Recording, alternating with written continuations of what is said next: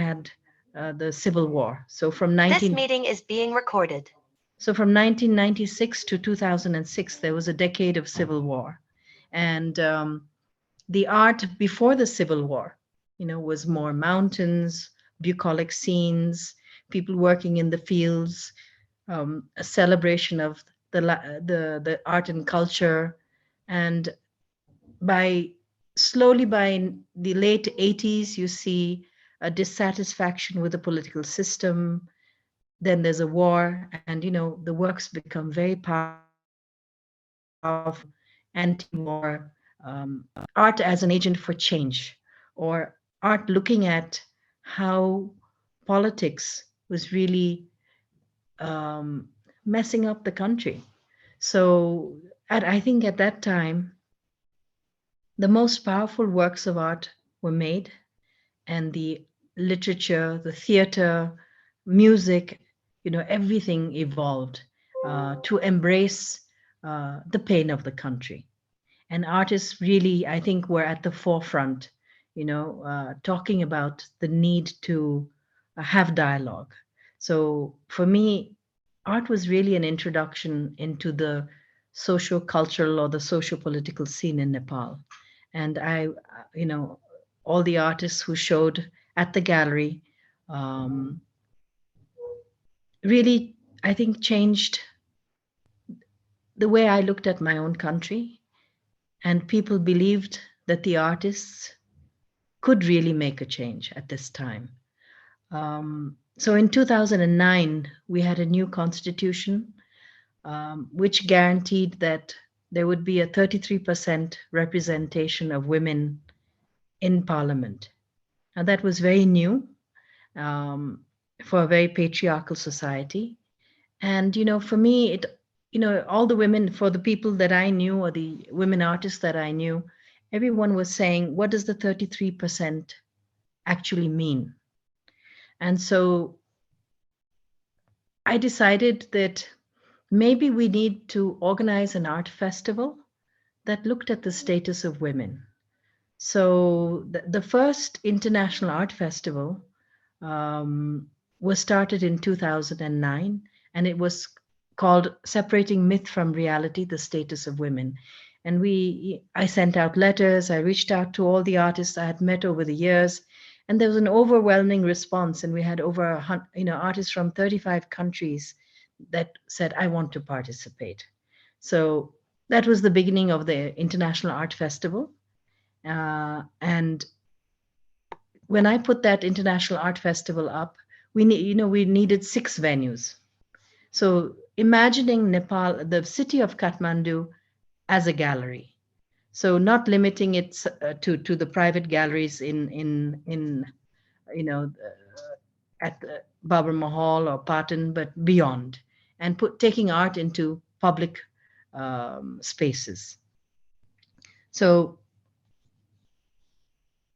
that exhibition, after that exhibition, a lot of artists came up to me and said, you gave us we didn't have professional people to hang the work or move the work. So it was all students from Kathmandu University Center for Art and Design, the Lalit Kala campus, the different art institutions came out in support, and we hung the show. It was led by Susan Chitrakar from Kathmandu University. It looked very professional. And Nepali artists said to me, you've changed the way we look at art. So that was for me a realization that I had to go on with these mega shows. So in 2011, I registered a not-for-profit, which is called the Siddhartha Arts Foundation. And its mission was to promote and develop various Nepali arts using an inclusive lens and approach. So we needed money for that. And what the idea was whatever we sold from the Siddhartha Art Gallery, which was the commercial arm, the funds would go to the foundation. So any sort of finances that was needed, the seed money that was needed to run the next edition of the Triennale would come from there. So in 2000, and so I'm just giving you some, every edition there was a different theme, because we're looking at the way that artists can impact change, socio-political change. So if the theme was the status of women in 2009, in 2012, it was about the environment. And so I just want to show you a work which was by a Cambodian artist. That was a naga made out of plastic retrieved from the Siam River in Cambodia. It was 400 feet long, and it was installed in the zoo in the central zoo in Kathmandu. So, people from all over Kathmandu came to see this nag that was installed there. It was a monumental task putting it up. And in 2017, an artist called Amrit Karki, he painted this red rectangle in Kirtipur. So, just to give you a scale of the vision of these events. So that was in 2012, it was the environment. The next edition was supposed to happen in 2015. But what happened is we had the great earthquakes. So yes. Sorry, just one question. Are you trying to share the screen now? Yes. Yeah. Is it visible? Not yet. I think you just have to press a few functions there when you open this share screen. Oh dear. Yeah. Can you can't see my screen? Not yet. Oh. Please. Got it. I see you. Yeah. And then share screen. Oh dear. Did I lose it?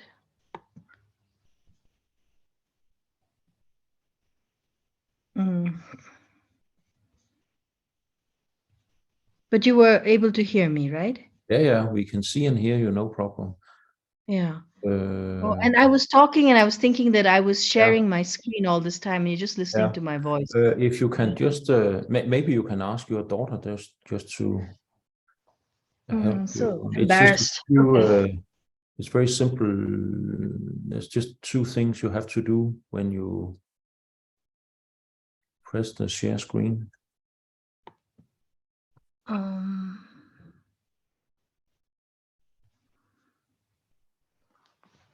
You did see that screen before, right? Yeah.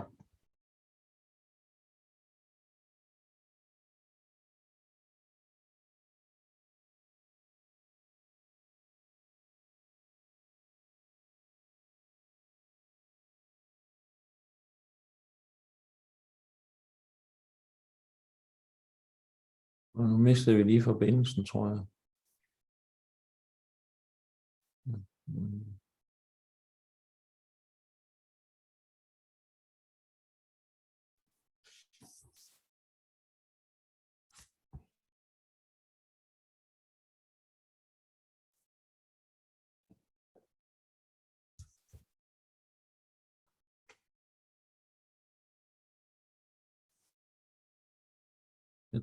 Jeg tror lige, vi mistede forbindelsen til Sangeeta. Ja, der står connecting to audio. Ja. Jeg ved ikke, om det er fordi hun har klikket på noget, eller om det er internet. Jeg tror det er. Ja, vi venter lige. Det må I lige undskylde, Ellen og Annelise og I andre. Det tager lige et par sekunder her.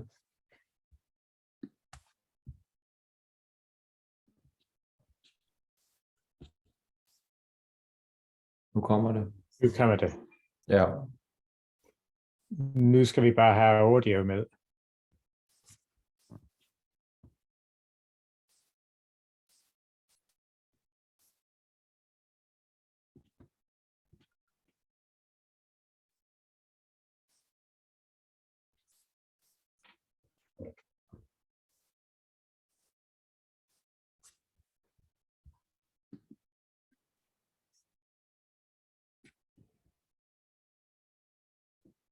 screen? Yeah. Is it visible now? Yeah, now it's okay. No, it's Okay. Yeah. So I'm going to sit right here next to my Yeah. daughter. Yeah. Okay. And we can see you in the right side, Sangeeta, and then we have this on the screen here. Now it's fine. Okay. Yeah, so you can see that in 2009, this was the theme, separating myth from reality, the status of women. In 2012, it was about the environment. And then in 2015, we were supposed to have the next edition of the festival, but we had the great earthquakes. And that was a terrible time. And, one of the components of the foundation was um, programs for art managers, art leaders, programs for curating. And we invited a really wonderful man called Philip van Kouteren from the Smack Museum in Ghent. And he came and ran workshops on what artists have done during times of crisis. And, as our ideas were formulating, we decided it would be really important to embrace a triennale format as opposed to a festival format. So that was in 2017. The curator was Philippe from the SPAC Museum. And we looked at the city because, most of the artists live in the cities. And so the theme was the city, my life, the city, my studio. And once again, we had artists from all over the world. And we were spread out in, at that time, I think 19 venues across the city. That this was including the collaterals. And I think it was a very wise decision to go into a triennale format, because instantly the Biennale Foundation in Italy wrote to us and said, welcome, to that they were pleased that we had joined the Biennale format. So that was then. And then the next edition was supposed to be in 2020. But, we had COVID. So from we had contacted artists from 43 countries. So this just gives you a range of nations that are involved in the it only happened in 2022 after several postponements. But, artists from all these countries were represented in this edition of the Kathmandu Triennale. Then I just want to say that, we also decided that this is too long for me to read. We've lost time just finding our screen, but we wanted to be present on the international stage. But besides the component of the Triennale, we have a very robust community and arts education program, which is driven towards the schools, the art colleges, and for local community. And this is a program we ran successfully from 2012, and it's gotten bigger and bigger. So, these are some of the things that we do within the Triennale. And just to give you, I know some of you have visited Nepal. So the Art Council is one of the venue. The Siddhartha Art Gallery is another one. Then we have Patan Museum. And next to Patan Museum, there's a beautiful building called the Bahadur Shah Baitak. And that was opened up for us. And we had, because of COVID, we had only 5 locations. And it was a very difficult time because the government had closed Nepal till February 2022. And we had decided, because we were going to be a part of the Venice Biennale and we had an exhibition in Berlin, that whatever it was, that we would open the show with just 5 people per session. So everyone masked with sanitizers, all safety protocols in place. We would open like that. But what happened is on February the 14th, the government declared that everything would be open. And so the Kathmandu Triennale opened on February 12th, and it was up for a month, but there was no public programming because it was still difficult to do that. And this was our artistic director, Cosmin Konstinas. He's now in Berlin, but at that time he was the artistic director of Parasite in Hong Kong. And we had two curators who worked very closely with Cosmin, Hitman Gurung and Shilasa Rajbandari. And in fact, their works were also exhibited at the Muscat Museum in Aarhus. So this is the list of artists you can see from who showed at the Kathmandu Triennale. And a section of that exhibition was shown in Hong Kong as the Garden of Six Seasons, and then at Savvy Contemporary in Berlin. It's a very cutting edge space, and we were really thrilled to be in Savvy. This is just Savvy Berlin. This is how the works were shown there. It was on the ground floor and a basement floor. It was very unusual for me because this is the first exhibition where there was no label next to the artwork. So they don't believe in labels. And instead, they had a dossier that you took around as you looked at the work. Then after Berlin, the Siddhartha Art Foundation was co-commissioner of the Nepal Pavilion at the Venice Biennale.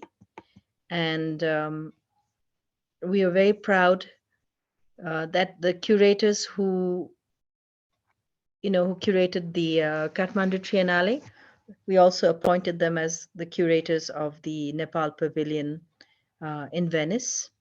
And it took so long for us to get permission from the government of Nepal to write to the Biennale Foundation to say we want to participate.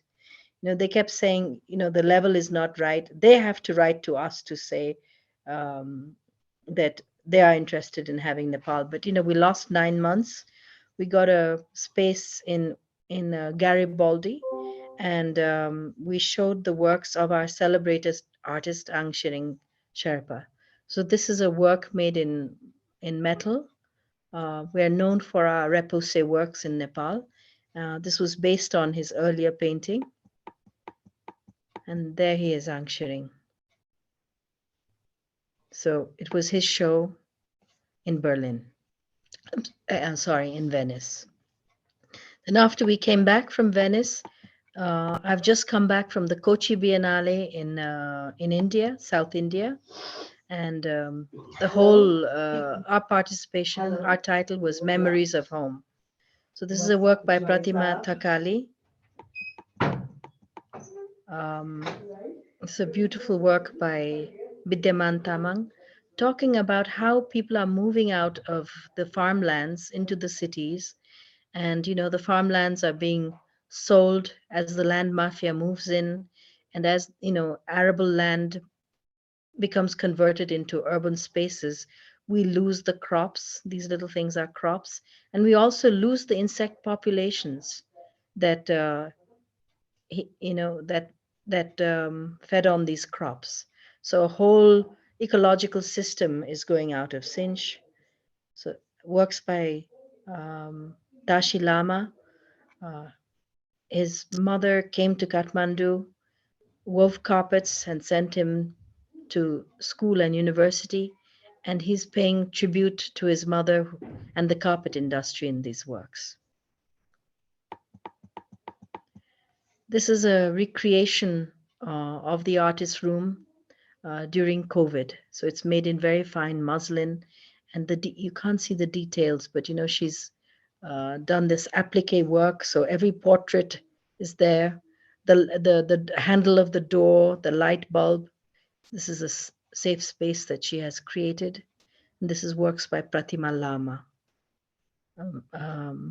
Over here. This is Jagdish Mokhtan. He has 2 works here. And this is Ashmina Ranjit. So Jagdish Mokhtan is talking about how there are no able-bodied men left in the village. Everybody's migrating. And during festival time, Nepalis in the village usually paint the exterior of the home with a special kind of clay. But when he went home, this woman, is all splattered with paint, his aging grandmother. So these women are left to do these tasks because there are no men left there anymore. So definitely, I've put some references for you that you can access. And I'm ready to take any questions if you have any.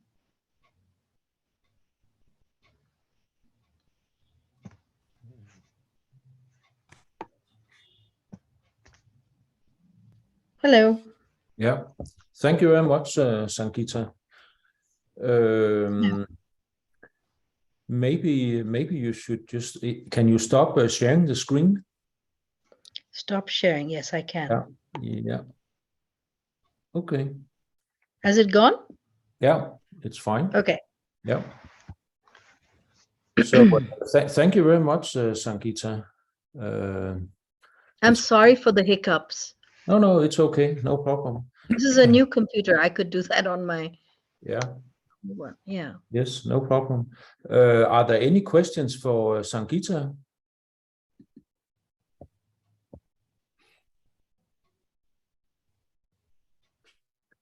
I could ask a question, Jan. Yeah. Can you hear me? Yes, I can. Okay. Sangeeta, this was really interesting, and thanks very much. I've been to your gallery a few times, but now I've got a much greater insight. Right. But I have, one question I have.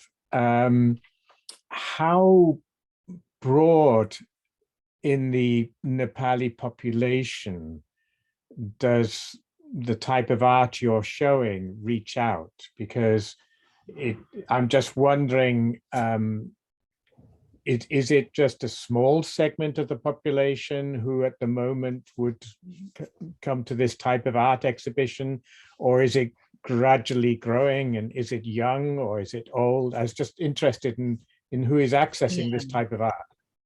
Yes, that's a really good question, because this the people who came were young people. I would say this time, because of COVID, a lot of the elderly people might have refrained. People were still scared.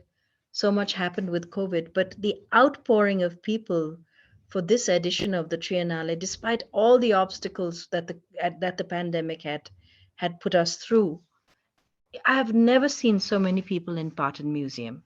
I've never seen so many people attending an exhibition at the Nepal Art Council. The people who we had trained people to give guided tours, they were overbooked. So I think if it had been a situation where international travel was possible, it would have been different. But compared to, let's say, the Kochi Biennale in India, which is funded by the federal government and the national government, we don't have that sort of support. And most biennales, it's the government which organizes it. But I waited for 25 years for the government to organize a biennale, and when I realized that they wouldn't do it, then I decided to do it. But I would say that this time round, in 2020, the government gave us 18 lakhs. It's not a big amount, but it's a recognition of the work that we are doing. And I know that in 2025 that there will be more government support. And government support is really important because, Kathmandu has always been Nepal. And we're not, we're still stuck and unable to break away from this mold. We can't take it to Pokhara. We can't take it to, let's say, Biratnagar, where there would be people who would be interested. So I would say they're financial constraints, but also physical constraints. Like, where would I take a show like this to Pokhara, which doesn't have the viewing halls or the galleries that we could place this work? There is so much interest now. And this is a TikTok generation. This is what amazed me. Everybody who was coming there was making TikTok videos and posting. And so, people came because besides the publicity that the local press gave, which was minimal, the TikTokers gave us so much publicity that, in some spaces became hard to control. I have a second question, if I can follow up. And that it just struck me, the artist who went back to the village and saw, was it his grandmother or an elderly female relation? Yes, his grandmother, grandmother, who had been doing the decoration of the house, painting the house for the festival. Yes. Your explanation was in fact quite political. It's about men being away. It's about women having to take over the role. It's about the whole issue of migration. Yes. And I'm just wondering, that is a very different type of approach to art and use of art than the more classical, what we think of as more classical Nepali art, which is very much linked to religion, perhaps, or festivals, etc. Or, as you said earlier, to mountains and mountain sceneries. Yeah. Where does this inspiration come from? Is it born out of life's experiences in Nepal, or is it through exposure to the way that art is being used elsewhere? I don't know, Banksy or whatever. Yeah, I think, when people talk about Nepali art, it's always the traditional art, whether it's the Rubin Museum or the Getty family collecting it, or, in the Musée Guimet in Paris. People know the traditional Nepali Newari art, but very little about the contemporary art movements that are happening here in Kathmandu and, in the, let's say, in Pokhara or in Biratnagar or in different places. And this is an age of communications. So artists are now traveling. They're not waiting, I learned a new term in Bangladesh, which is G2G, government to government. So when government is involved in art, in a political landscape like Bangladesh or Nepal, it's always government favorites, or, whoever is in whichever party is in power picks their artists.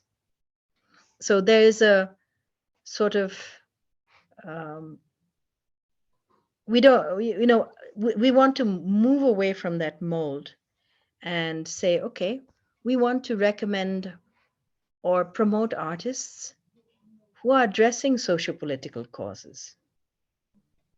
And if we don't address these socio-political events that are happening in Nepal, it would be we just continue like ostriches with our head buried in the sand, impervious to what is going on in the country. So I think artists today absorb what is happening, not just in Nepal. With the click of a button, they can see what's happening in Gropius Bao, in the Yenchuan Biennale in China, or the Sydney Biennale. So they're very much in tune with what's happening in the rest of the world. And I think the artist as a citizen, as opposed to the artist as a ritual object maker, has changed. Yes. Yeah, very interesting. So are you saying, Sangeeta, that contemporary art in Nepal, it's very much about creating reflection, awareness, making people think about, what's happening in terms of politics, the environment, biodiversity, Absolutely. Yeah. Yeah. Even the show that I have right now in Siddhartha Art Gallery, Suresh Basnet, I'm sorry I didn't include his works, but he's talking about the empty promises that politicians have made.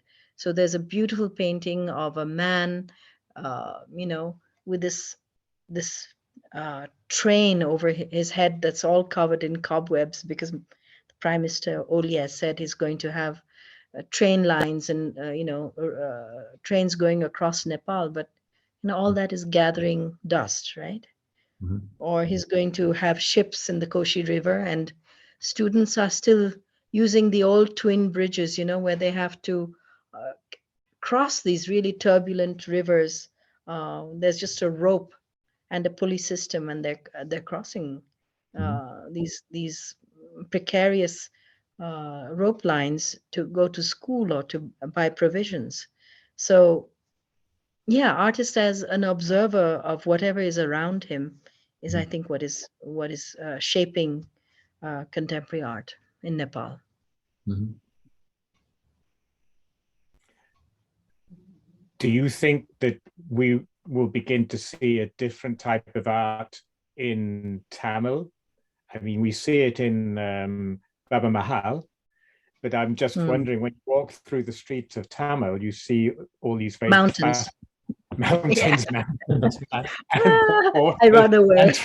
But but people do come to people do come to Siddhartha Art Gallery looking for mountain paintings, and I send them to Tamil.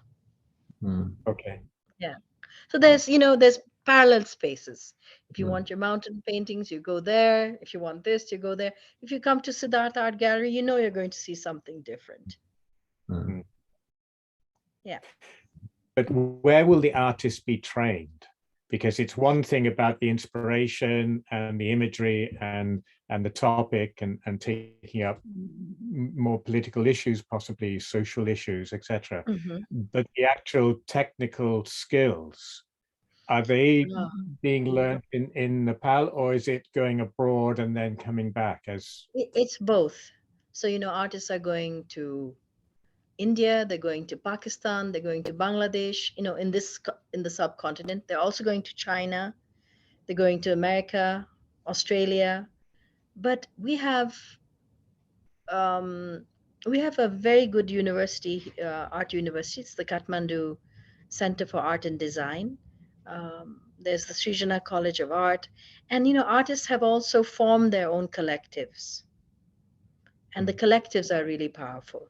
And we also, at one time, I also ran artists in residency programs where international artists came and worked with local artists. So all these sort of things are still happening. Other galleries are doing it now. So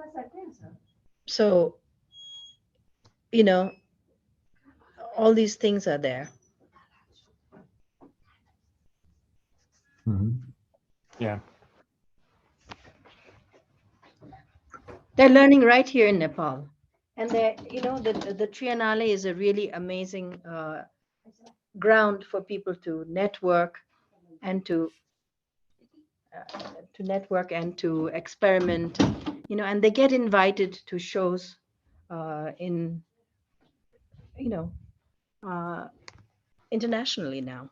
They don't have to wait for me or the government. They're traveling. They're going places. The Triennale has created different momentums for artists. So some of the events and the festivals and exhibitions and all that, both in Kathmandu but also abroad, that's a good stepping stone for many artists. Yeah. So they get invited to shows in Milan or in Florence or, in different parts of the world now. Yeah. Is there any public government finance programs where that supports artists in Nepal? For example, in Denmark, artists, they can apply for different scholarships and all that, just to support the work they're doing, making a living, so to speak. Is there any schemes like that in Nepal? No, There is the Nepal Academy of Fine Arts, which has an annual art exhibition of artworks from all over Nepal. And that they go around inaugurating exhibitions, but that's the work that they do. It could be more robust, but it isn't. But you know, the Siddhartha Art Foundation or the gallery, let's say, if you go and log on to my website, I work with the Australian Himalayan Foundation and some other organizations which give artist scholarships. So every year I identify 4 promising artists, because I don't miss a graduation show in any of the universities. And from there, I look at artists who have potential, and then I link them to a scholarship. And, you know, after they work for a period of 8 months, then they do a show at the gallery. So I think the Siddhartha Art Gallery is the only organization that is giving these scholarships. Because artists don't have money sometimes, you know, if you're a printmaker, to buy the etching plates. You know, the zinc plates are expensive. The inks come from abroad, so you know they need funding. Or if you're a ceramic artist, the local clay isn't really conducive to making pottery, you know, with glazes. So we support ceramic artists as well. Yeah. Very interesting. Yeah. I think it's very interesting what you are talking about here, Sangeeta, that art plays such a prominent role in trying to instill change in people's minds and political change and all that. I think if we can enter the mind of one person for 20 seconds, we have succeeded. If we can think about how they're dealing with their waste, you know, if we make them think about the status of women, you know, if they can think about how they would like to see their city as a space for creativity and to protect it, I think these are important issues. Yeah. I think it's very interesting as well, because if you look at, I was recently looking at local elections in Nepal. One thing I noticed was the beginning of a tendency towards independent candidates. And for instance, you have an independent mayor in Kathmandu now, who became quite famous for his rap. In other words, using Balansha. Yeah. Exactly. Using a form of art, or in this case, rap music, to actually say, mobilize interest around him, or to actually express himself. And I also met with in Lalitpur, and again, although this was more linked to traditional parties, I could see very clearly that there was a generational change taking place here. It's much local engagement. And I'm just wondering how the art which you're, should we say, presenting and making sure it gets access, how that also builds into this more general change. I don't know if you see connections there or not. Yeah, the mayor of Patan, Chiri Babu Maharzan, was our chief guest. Now, Chiri Babu Maharzan, I mean, Patan is very lucky to have him, because he's trying to lobby and establish the city of Lalitpur as the city of handicraft, the city of art. And we have Balan Shah, who's, you know, rapping and singing, but you know, the art angle is not there yet.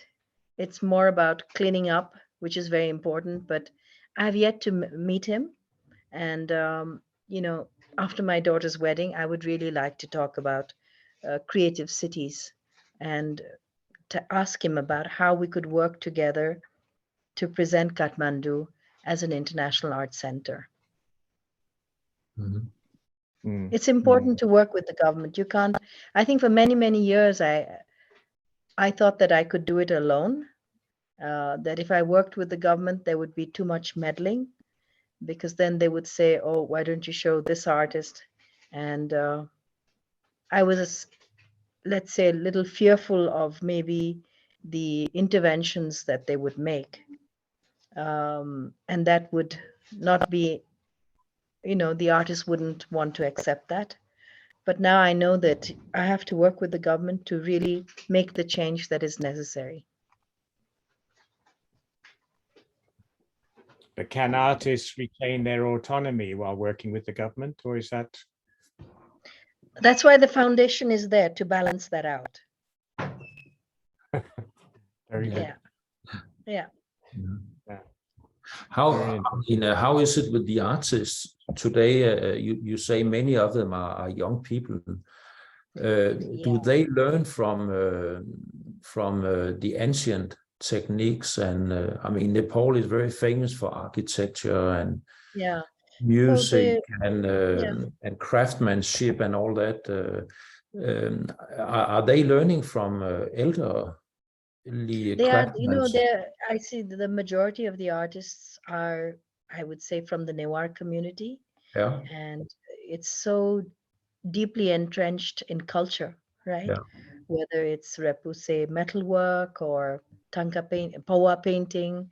Some of the artists come from that tradition. Their fathers are traditional sculptors or pawa painters.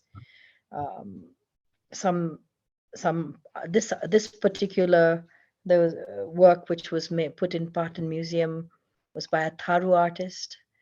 So they're very, and there's also a woke movement about of indigenous people, right? Who feel that their voices haven't been heard through the centuries, whether you're Tharu, Tamang, Rai, Limbu.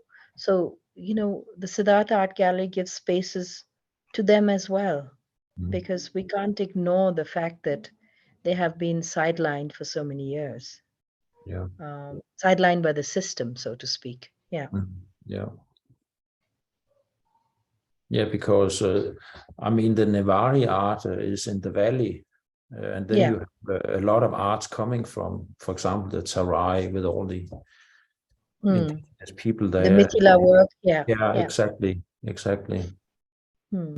Which is also very unique.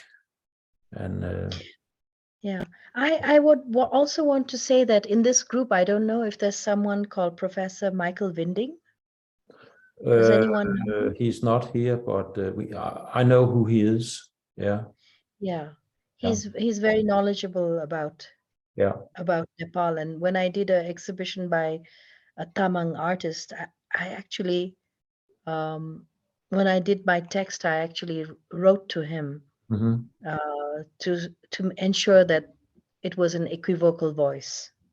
Yeah, he did his doctor thesis on Takalis, I think. That's many right. years back. Yeah. Have you seen any of the artists coming up? Are they making a living? Can they sustain themselves with what they're doing? I think so. Yeah. I think they're doing incredible work. They have very successful shows at the gallery and other spaces. And, I think people are taking note of their work, and they're getting invited to show in all sorts of places in the world. Yeah. So I think this is the first time, people don't have to wait for the government to go abroad. No.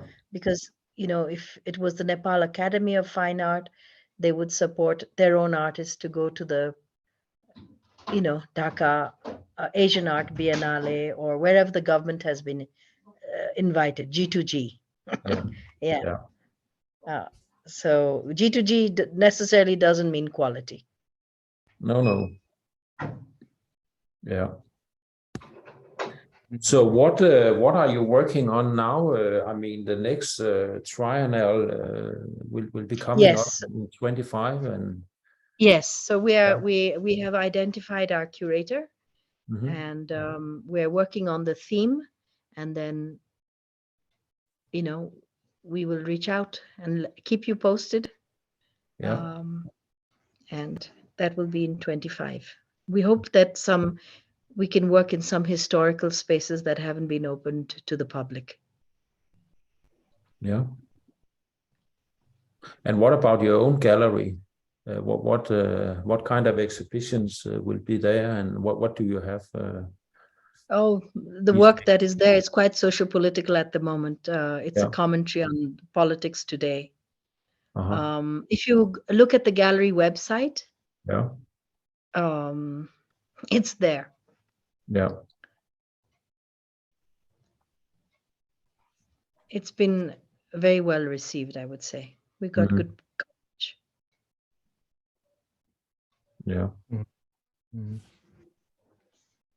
You just had an election recently, so will Yeah, that so partly? it's Yeah. very befitting that exhibition right now, because the politics is in such a mess. There's a triptych there made by the artist, Mhm. which has 3 donkeys sitting on a chair, right? Yeah. So there's one very pensive donkey, there's one very ebullient donkey, and then there's one very sad donkey. And I would Mhm. say that's exactly what's happening right now in Nepali politics. Mm. Yeah. I think in the Panchayat time, if someone made a work like that, they would have got arrested. Yeah. But after democracy, we can still make this sort of work, and people can come and like it or dislike it, but no one's going to go to jail. Yeah. So this with freedom of expression and I mean intellectual space and all that, that's not being threatened. It's not, unless it's religious. When it's Yeah. religious, then it's problematic. Yeah. This is still a deeply pious country. Yeah. Mm. Yeah. Yes, I would think it's quite difficult actually, because there are a lot of, should we say, political pressures. So I'm very impressed at the fact that you are able at this point in time to have this, should we say, fair degree of independence with respect to Yes. using art as a critical means, as a Yeah. constructive critical means. But at the same time, whether that situation will still be there in 5 years, it'll be very interesting to see, because we see. I think it will be there, because the Nepali, I firmly place my faith in the youth of this country. And at no time have people had so much access to social media. Mm. From the humble farmer in the village to the top dog in politics, everybody has access to information now. And it'll be hard to take those freedoms away. And I also think that we are quite remarkable in the sense that there was 10 years of civil war. So many people died, but we are still able to work together. How long did it take for the IRA to drop their weapons? 30 years more? Mm. Or even in Sri Lanka with the LTTE, I think that was 30 years, right? With the IRA, it was much longer. So in that sense, the ability to forgive and move on, I think, the fatalism that is there with the Nepali people, we have been able to work with all sorts of people. I mean, it's unsettling. It's a bumpy ride, but it'll all level out, I think. Mm. Yeah. So where do you see the art scene going, Sangeeta, in the next 10, 15 years, 20 years? What will be happening? Into the crystal ball. Yeah. Well, I think the artists will take up their causes, they'll be empowered to do it on their own. They're not going to wait for governments. They're not going to wait for foundations. They will chart their own independent destinies. And who knows? The virtual space will be so important. Yeah. During the pandemic, the Garden of 6 Seasons exhibition, which happened in Hong Kong, was virtual. So we opened a show virtually. And we were able to navigate through the spaces, look at the works, look at the labels, read everything. It was incredible. So, technology is going to be the game changer, I think. Yeah. Yeah. We don't know yet how, but definitely technology. Yeah. I'm kind of scared also, because it's an uncharted territory. When I went for an art managers program to Washington, D.C., and they had a very famous arts manager called Michael Kaiser, who talked about the future of art and artists, and usually talking about ballet and theater and opera. And one of the things that he talked about was how, musical stars will not die, because now people can create holograms. So, holograms will be touring.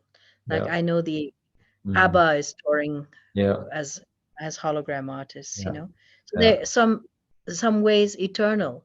Now, what if one was to combine holograms with something else? I mean, could we create, let's say, a hologram, not just recreate Van Gogh, for instance? Yeah. Right, with technology. Yeah. I mean, we can't really say what the future has in store, but some scary things too. Yeah. Maybe with the technology, you can start to create better paintings of Van Gogh than he did himself. Yeah. So, it's I don't know if they will be so it's a pricey. gray world. We don't know which way it's going to go. No, you're right. Yeah. Yeah. And it's both an opportunity and a threat also. Yeah. Yeah. There was a work by a robot that sold for so many millions recently. So I don't know. That's the West. Yeah. But China is close by. Japan is not too far away. I mean, I don't know what the future has in store. The crystal ball is quite clouded. Yeah, it is. Yeah. It is. Yeah.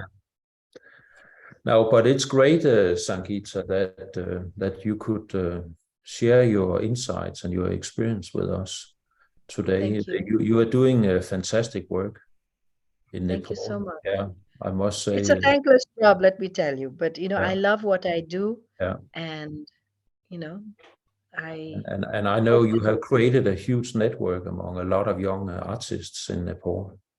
Yes. Who need some conditions, and they need space and support, for being known and for being seen and all that. And they also need a lot of let's say response on the work they're doing, and they need to work with others, etc. You're creating a lot of space for artists in Nepal. Yeah. So it's fantastic work you are doing. Thank you. And I hope we can convince the government of that, and we can do more. Yeah, but I think it's great if you can keep us posted on what is happening. For example, now on the big event in 25. Yes. Because of we can use our personal networks here also, and maybe link up people to the work you are doing, etc. Thank you. I would appreciate. We also know that it's important for the artists in Nepal to link up with like-minded in other countries and get inspiration from abroad also, and so forth. Yeah. So and also, of course, if Danish artists could come to Nepal, Yeah. And you know, they could also teach at Kathmandu University, whether it's courses on design, Yeah. courses on museum management. Yeah. You know, we need this is how we work. So the government's not going to do it, right? So we have to do it. Yeah. And meeting with arts leaders in your country to see how they work, so we can look at different models where people work with the art community. That would be interesting too. Yeah. There's no end to learning. No. Mm. But yes, but thank you very much, Sangeeta. It was It was my pleasure, but I'm so sorry about the hiccup with the no, it's no problem. So thank you very much, and thank you so much for listening. yeah, and also thank you to colleagues from the association who joined us today. Thank you for coming. Yeah. So just namaste. Namaste. Yeah. Good night. Yeah. Good and night. Stay warm. Yeah. Thank you very much, Sangeeta. Thank you. Bye-bye. Bye.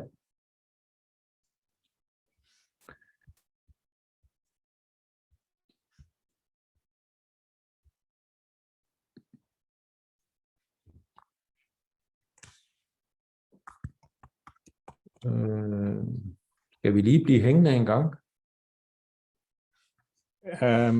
Jeg tror, det er Låne her. Ja, Lone er der. Skal lige se her.